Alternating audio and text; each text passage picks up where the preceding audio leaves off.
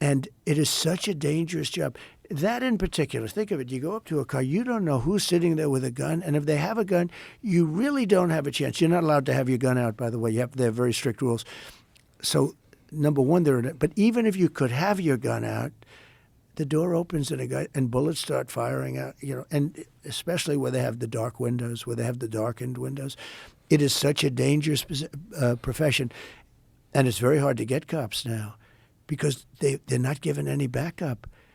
And you're right. They have like an eighth of a second to make a decision that's going to change their life.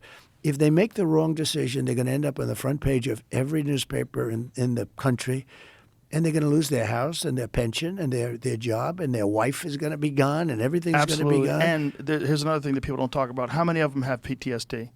Probably most of them. Yeah, these guys are seeing people shot all the time. Yep. I've talked to a ton of cops about it, and a lot of cops commit suicide. A lot of cops are deeply depressed. But we have to give them back their dignity. We just have to give them back. You said it so good. You never hear anybody say that.